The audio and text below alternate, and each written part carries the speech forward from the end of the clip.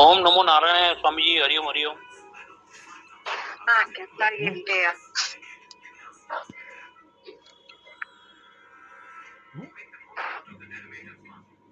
Please keep your mic also off.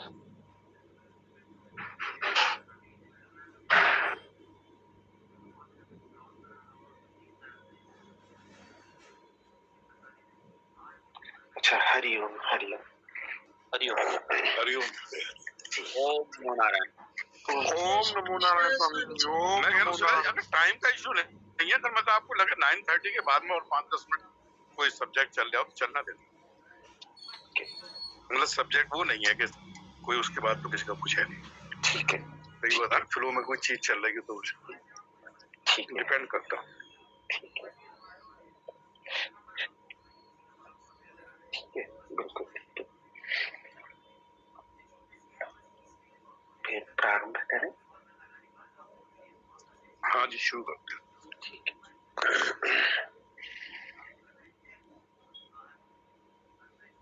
एक दो क्षणों का मौन ध्यान कर लेते हैं।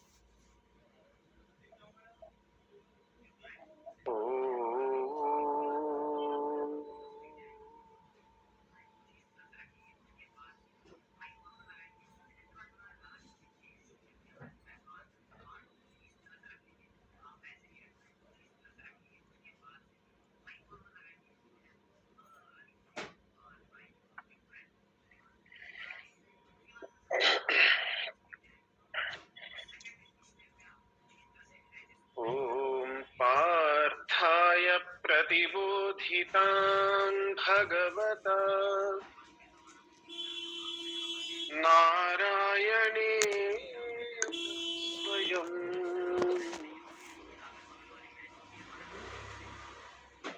व्यासेन ग्रथितां पुराणमुनिना मध्ये महाभारतम्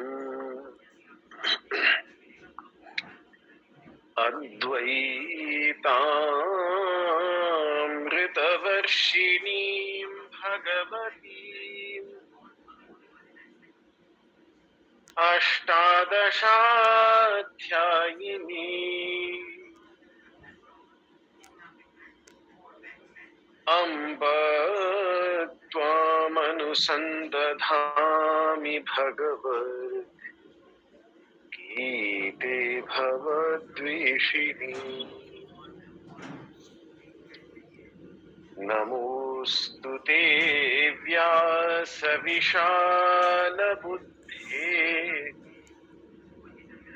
फुल्लारविन्दायतपत्रनेत्र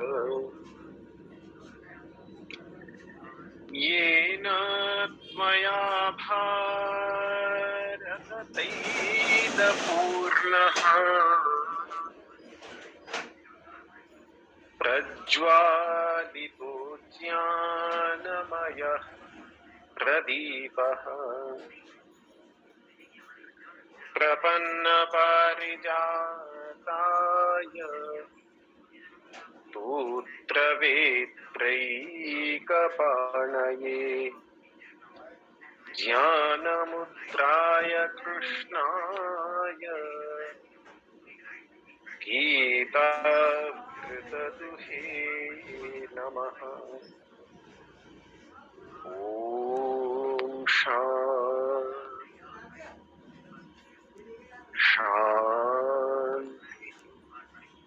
शान्ति।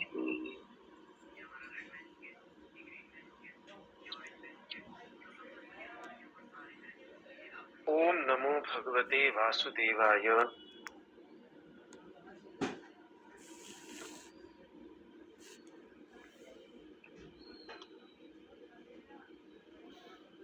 पुण्य सलिला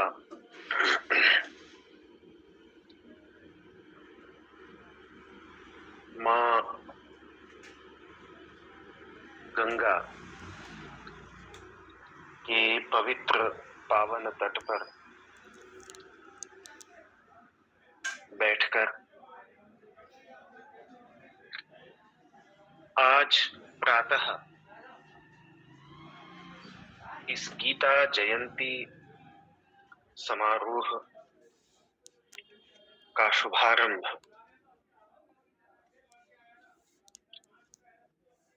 श्रीमद् भगवद गीता के संपूर्ण पाठ 18वां अध्याय के पाठ के साथ शुभारंभ हुआ।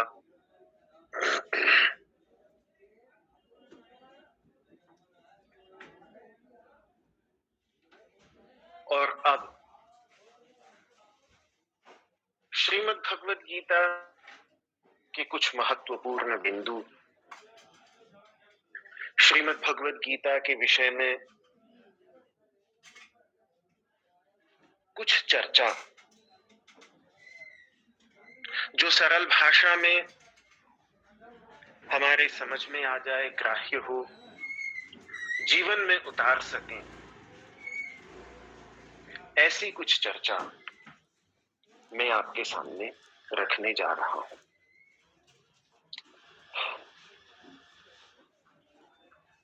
आज मोक्षदा एकादशी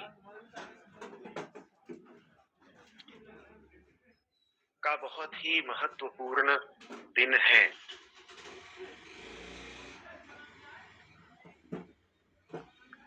मार्गशीर्ष मास के शुक्ल पक्ष की एकादशी को भारतीय संस्कृति में मोक्षदा एकादशी के नाम से जाना जाता है।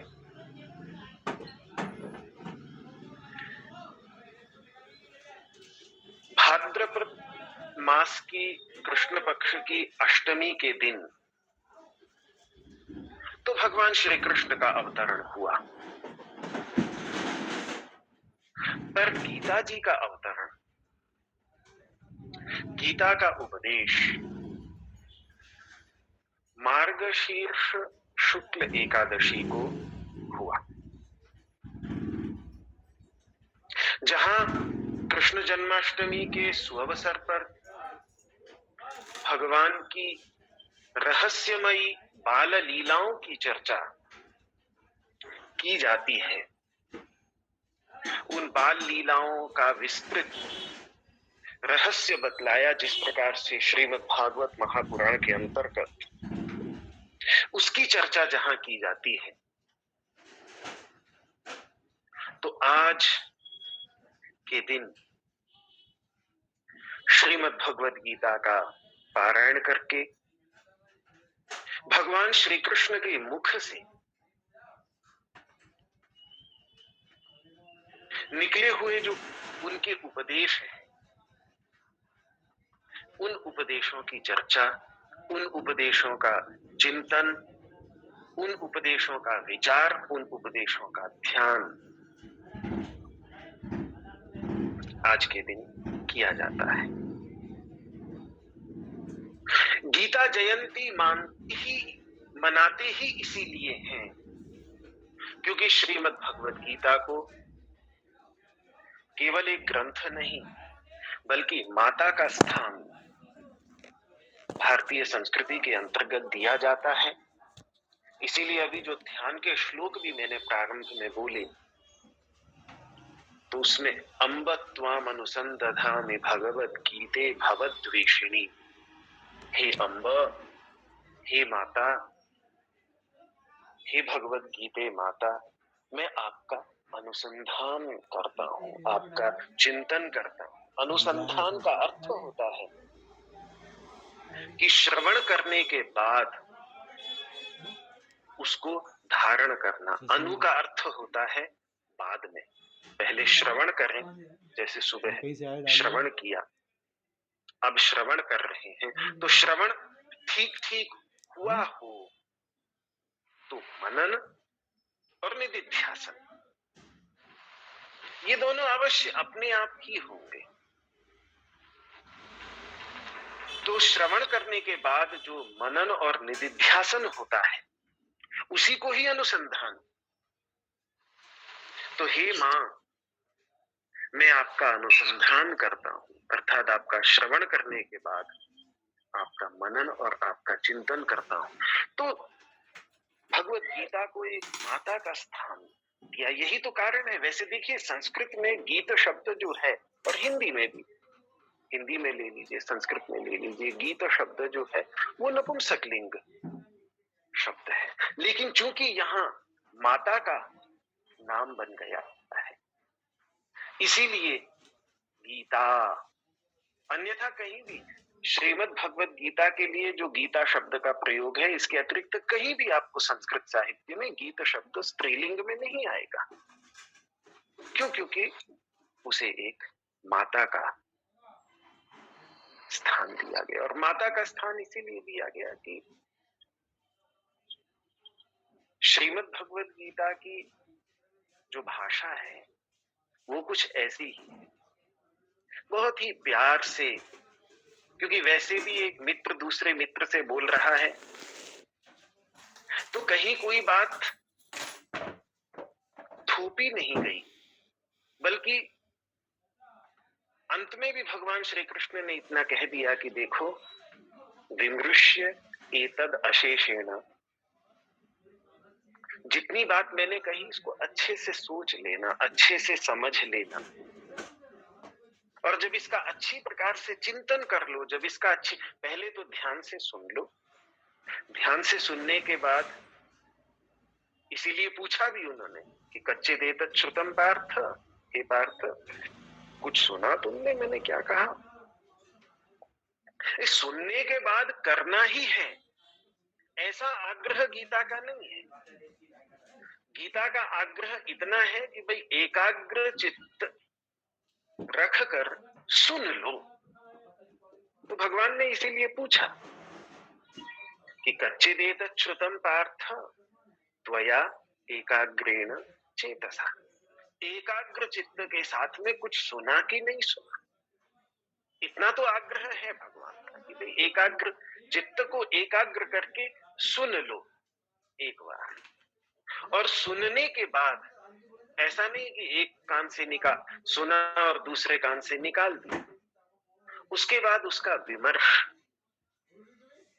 उसका चिंतन, उसका मनन, उसका निधिध्यासन पूरी तरह से कर लेने के बाद फिर ऐसा करना ही है ये कोई जबरदस्ती नहीं, यथा इच्छसी। फिर जैसा अर्जुन तुम्हें ठीक लगे